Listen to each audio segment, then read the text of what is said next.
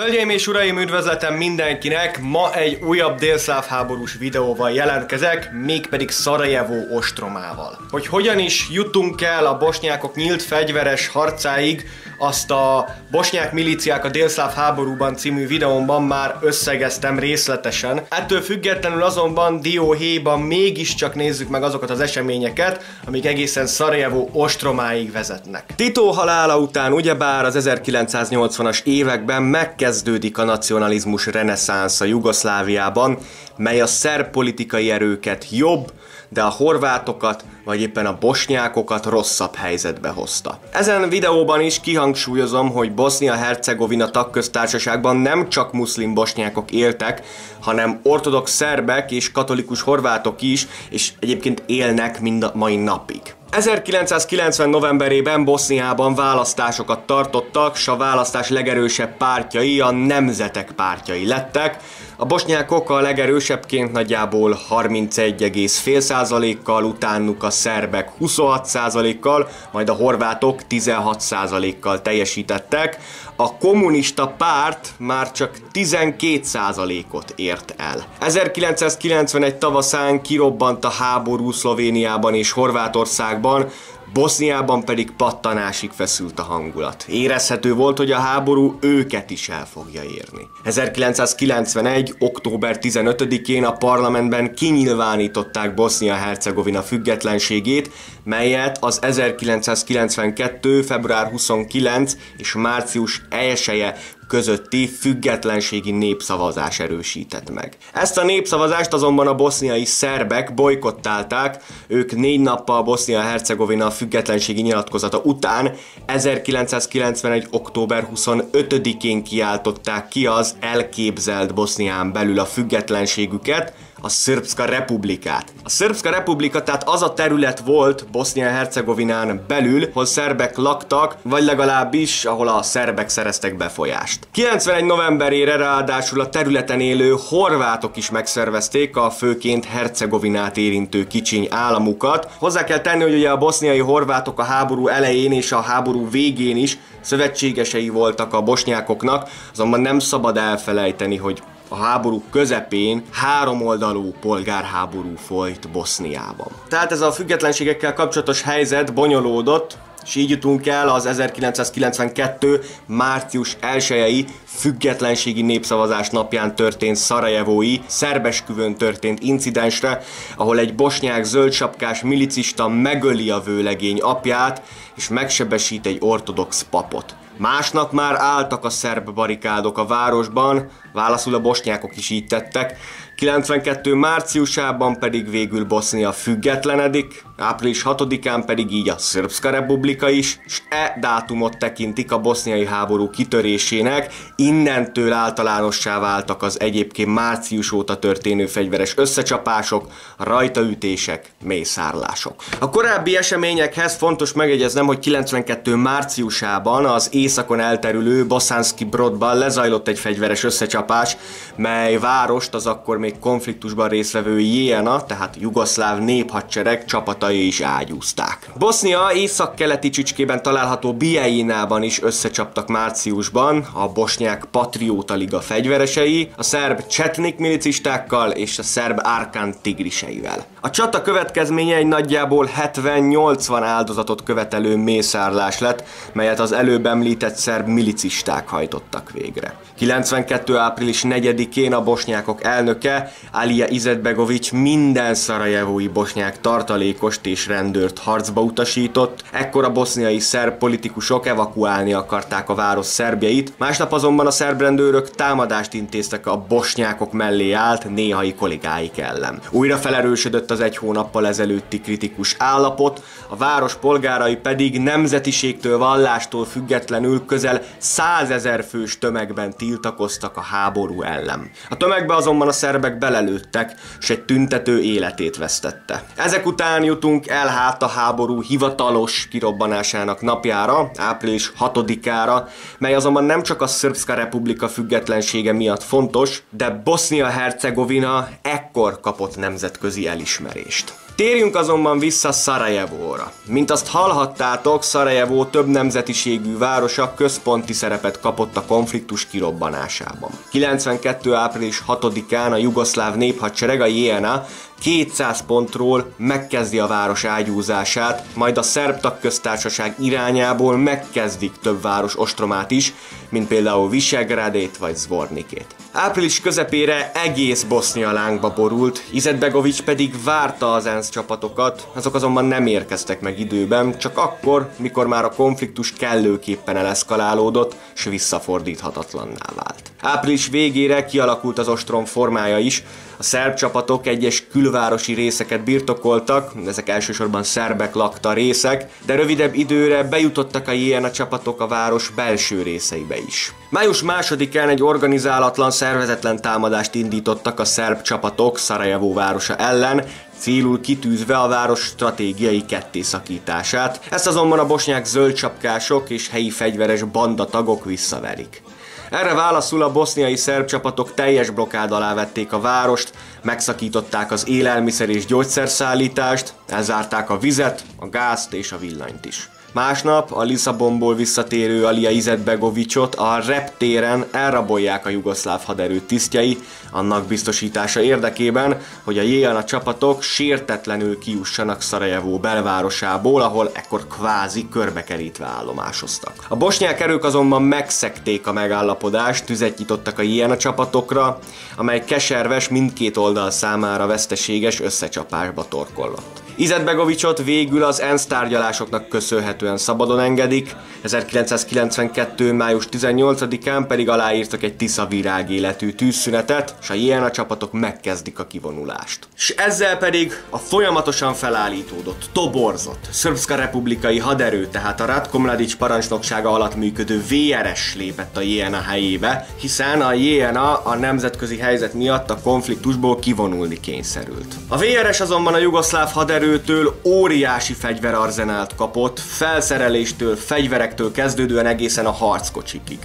A VRS-ben minden olyan katona átlépett a jugoszláv néphadseregből, kik boszniai szerbek voltak, de rengeteg szerb anyaország is csatlakozott hozzájuk. Azonban az ekkor már Arbich néven egyesített bosnyák haderő is folyamatosan fejlődött. Május végén a VRS többnapos, kíméletlen bombázásba kezdett a város ellen, mely erőteljesebb ENSZ beavatkozást töntetett el, mely ekkor szankciók formájában valósult meg. Ugyanezen napon a bosnyákok egy merész akcióba kezdtek.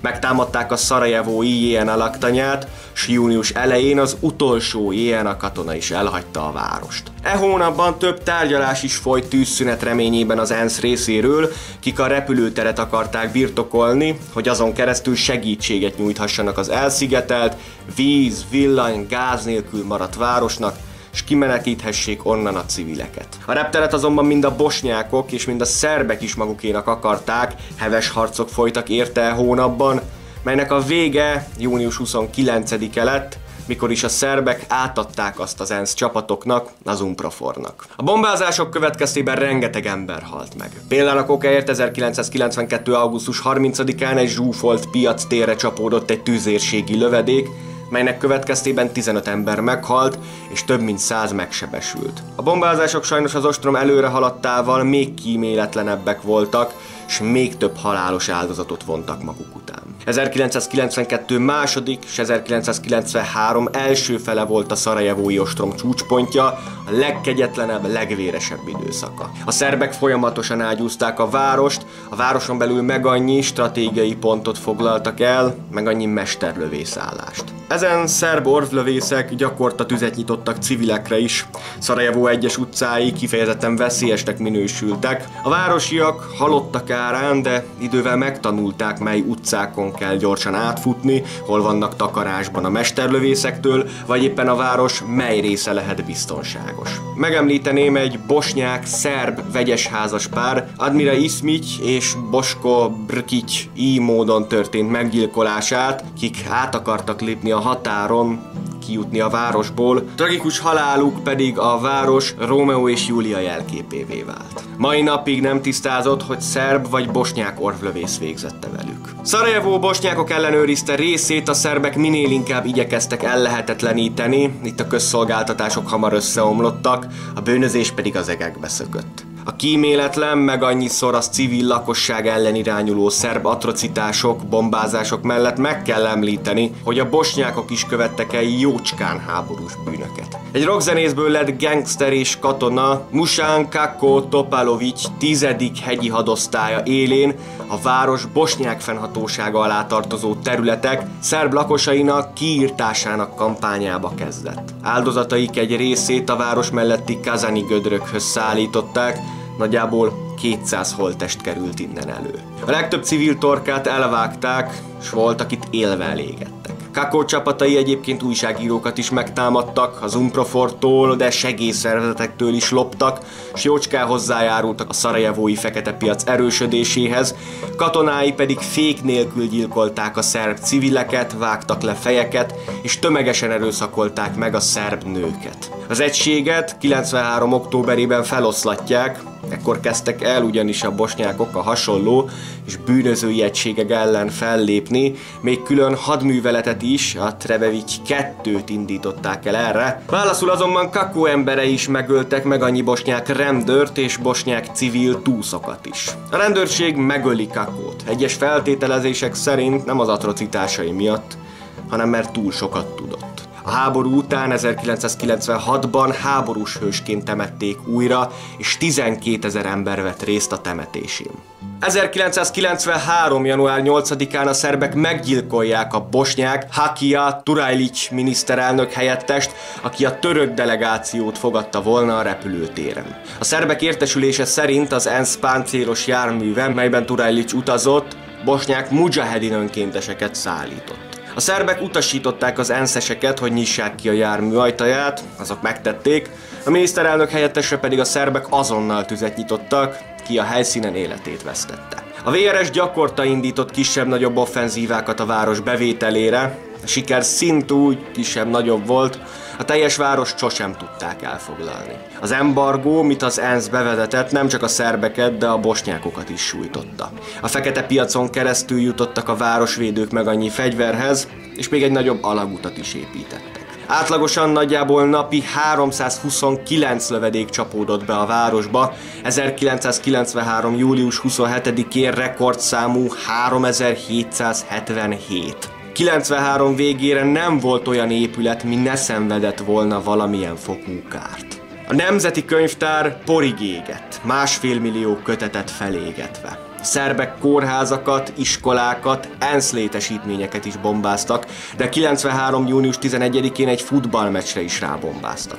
Nem kell meglepődni, a szerb mesterlövészek is gyakran vettek célba egyszerű gyermekeket is, vagy éppen vízért sorban álló civileket, kiknek egyik utolsó víznyerő helye a Szarajevszka Pivara sörgyár alatti kutak voltak. A szerbek rájöttek erre, és onnantól ott sem voltak biztonságban a civilek. 1994. február 5-én a Markkele piacot is bombázták, 68 halott, 144 sebesült. Hivatalosan ennek hatására lépett be a NATO a konfliktusba, mely február 9-én döntetett el. Az ultimátum nagy zűrzavart váltott ki, nem mindenki értett egyet a NATO légicsapások tervezetével.